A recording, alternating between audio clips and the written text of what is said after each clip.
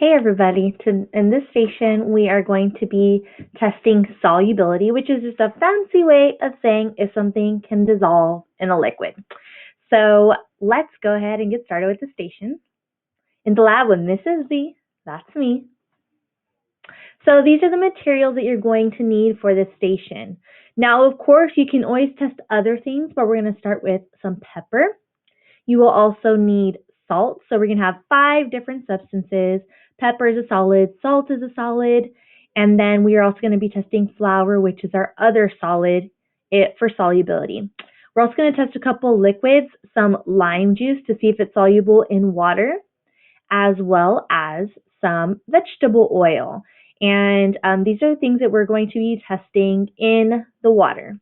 You are also going to need some 100 milliliters of water measured out. I personally measured them into 5 different cups. You could do that or just dump your cup after each substance that you test. I just think this is kind of a little bit easier if you measure out 5 different cups. You're also going to need some type of teaspoon or tablespoon, and those are your materials. So we're going to go ahead and get started with our testing. If you have the materials, you can test with me. If not, you can just follow along in the video. So as you can see, I measured out 1 teaspoon of flour, and I'm just going to stir. You're going to stir that for a minute. Magic of technology. And as you can see, it did not fully dissolve. And actually, if you let that flour water sit for a while, you're going to see that flour resting to the bottom. Therefore, flour is not soluble in water. Next, let's test some salt. So again, you're going to use your spoon to measure that out. In science, it's important to keep all of our measurements as consistent as possible. And I'm going to dump that in, give it a quick stir for a minute or until it completely dissolves. And in this case, the salt water or the salt did dissolve into the water. Therefore, we know that salt is soluble in water. It did completely dissolve. There was no salt left on the bottom after stirring it up. Next, we have lime juice. So I'm just going to go ahead and squeeze that lime juice into my teaspoon, and this is the liquid that we're going to be testing for solubility.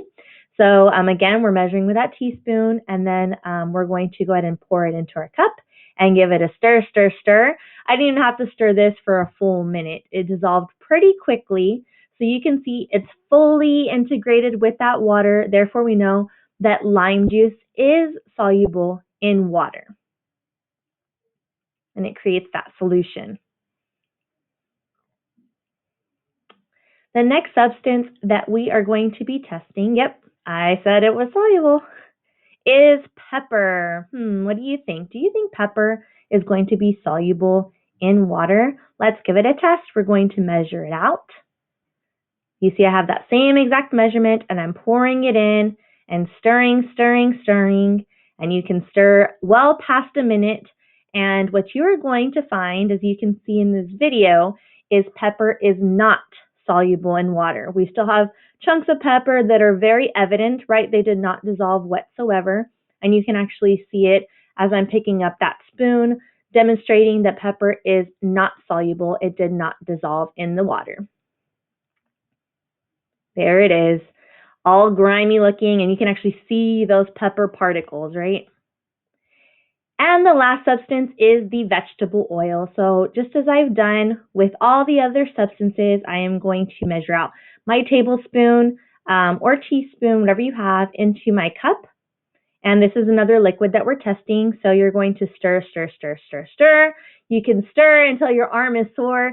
That water and oil is never going to mix. That oil will not dissolve in the water because oil is actually hydrophobic, right? It repels, it goes away, kind of when we talked about magnetism, and it is not going to dissolve into that water. Therefore, it is insoluble. It did not mix. It did not dissolve. And there you can see actually a layer of oil sitting up at the top of that water, which also demonstrates density, right? Oil is less dense than water, so it floats. Give it another dose. So those were our 5 substances that we tested to see if they were indeed soluble or not. You could test other things in your kitchen with the assistance of an adult and see if they mix in. You probably have sugar, cornstarch, different types of solid powders that you could mix in to see if they are soluble. So great job with station number 3.